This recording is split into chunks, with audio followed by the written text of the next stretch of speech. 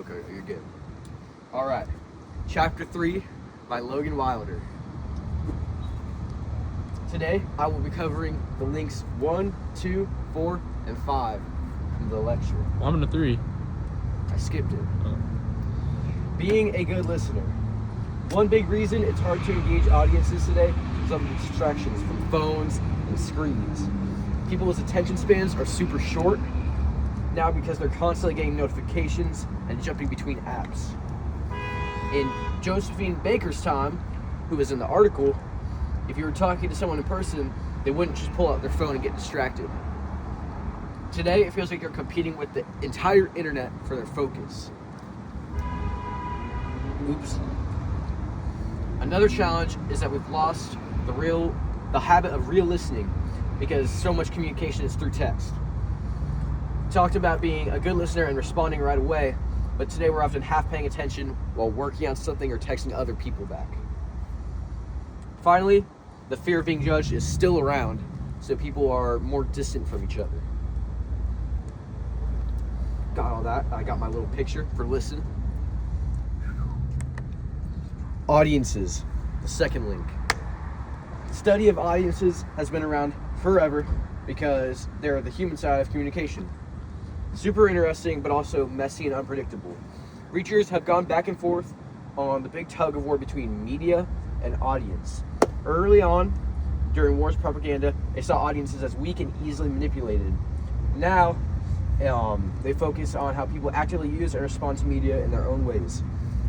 It feels like we're swinging back towards worrying about big tech, misinformation, and powerful companies controlling everything.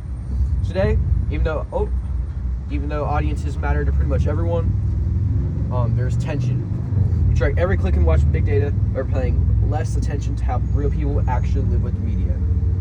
For me, the whole thing clicked during a group project. We made a video for English, and we had to focus on different audiences.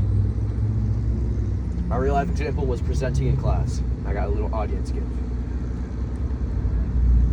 Audience change article. What I got from the reading was Australians are doing way too much multi-screening and media multitasking than before. Things like scrolling on your phone while watching TV or listening to podcasts while walking. The stats show most people are heavily using social media and apps, with younger folks jumping between multiple platforms. Our media habits have changed a lot compared to 10 years ago, and the old idea of a passive audience sitting quietly watching something doesn't really fit anymore.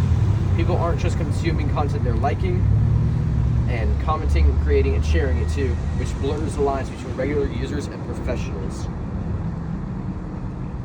And then Stuart Hall's, this is the last one, his big idea back in the 1970s shook up communication studies. He explained that creators encode messages with certain meaning they want people to get, but audiences actively decode them based on their own life experiences, background, and culture. Like the big motto we talked about in class, audiences aren't just passive receivers. We can agree with the intended message, negotiate with it, or even push back and disagree with it.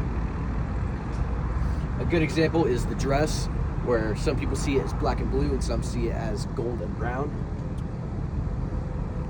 People aren't just audiences anymore, we're producers, and it's important to put the audience front and center. The end.